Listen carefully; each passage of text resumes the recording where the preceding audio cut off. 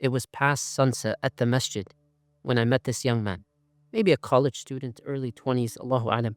His shoulders seemed very heavy, and he's walking down the hallway, and it looked like his eyes were carrying storms of regret. His voice trembled as he asked for help.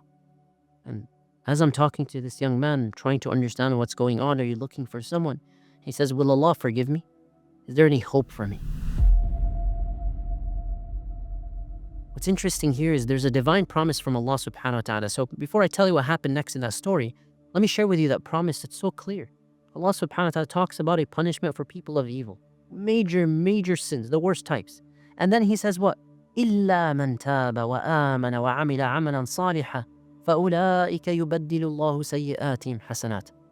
Except for those who repent and they believe and they do righteous actions, they're the ones whose evil deeds Allah will replace and transform into good deeds. So notice something amazing here. Allah subhanahu wa ta'ala doesn't just promise to forgive someone's sins when they sincerely repent. He promises to transform them into hasanat, into good deeds.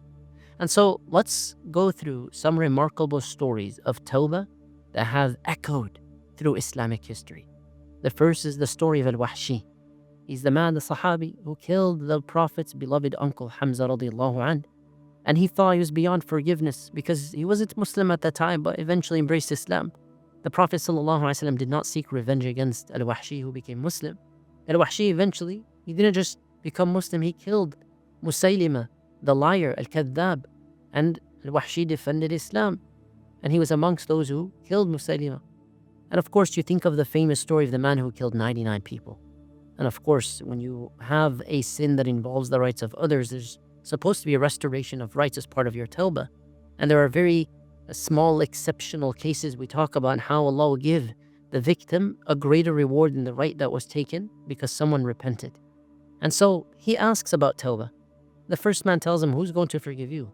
You think Allah will forgive you? To paraphrase, you killed 99 people. So he kills this man. The man is not a scholar. And obviously gave him the wrong answer. He goes to another person later on and he asks the same question. And he says, what stands between you and Tawbah? Who can stop you from that? Who can stop you from that? And so what does he do? The scholar tells him, go to this land of righteous people. Get away from the people of evil. The environment is not good for you. And that's part of your Tawbah.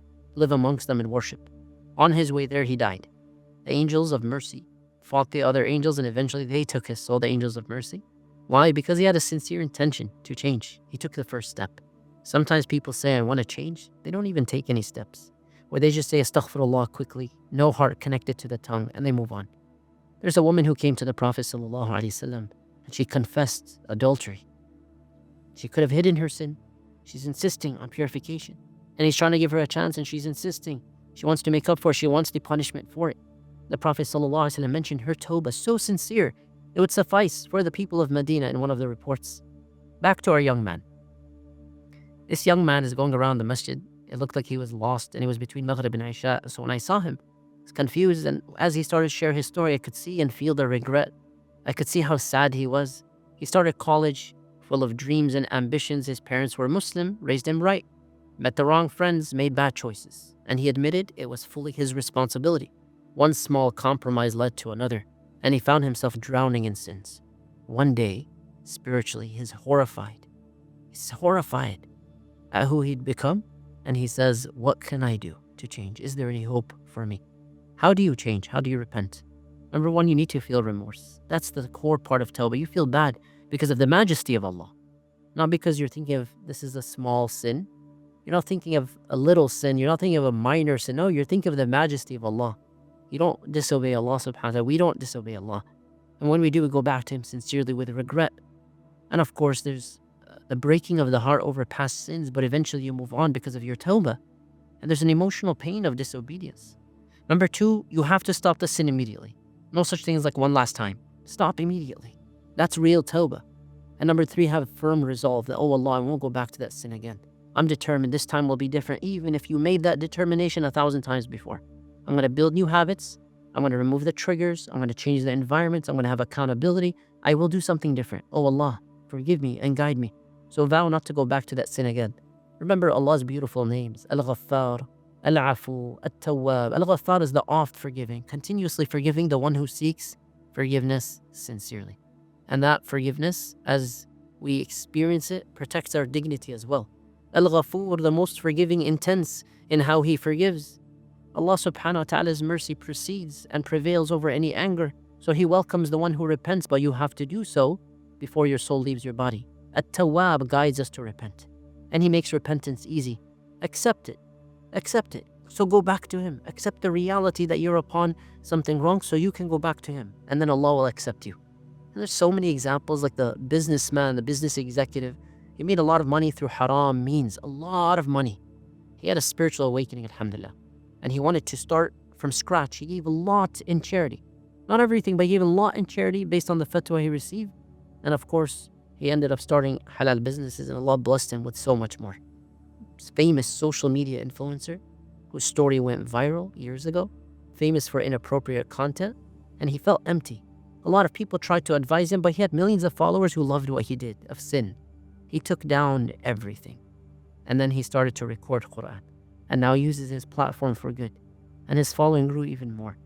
A lot of examples like this. There's a young man, one of the youth in one of the communities, addicted. Multiple relapses, never gave up trying, eventually found his freedom through dua, through recovery, through resources. And so start over. Only today, modern neuroscience finally confirms how brains form different pathways and habits can be rewired, past behaviors can be overwritten, change is possible. And Allah subhanahu wa ta'ala told you something even greater. If you change, He will also change your sins into good deeds. But you have to be sincere. You have to put in effort and be very practical. Start right now. Do ghusl, make wudu, pray 2 rakahs, ask Allah for forgiveness. Delete the triggers in your environment, the harmful apps, the harmful friends, whatever it may be. Change your route if you need to. And so choose the things that will help you and stay busy and productive with good things. Connect with the Quran every day. Attend the religious gatherings. Find a mentor. Serve others in the community. Volunteer for great causes and keep making dua. Someone asks, what if I fall into the sin again? Keep repenting sincerely. And every single time find a different way. In terms of what?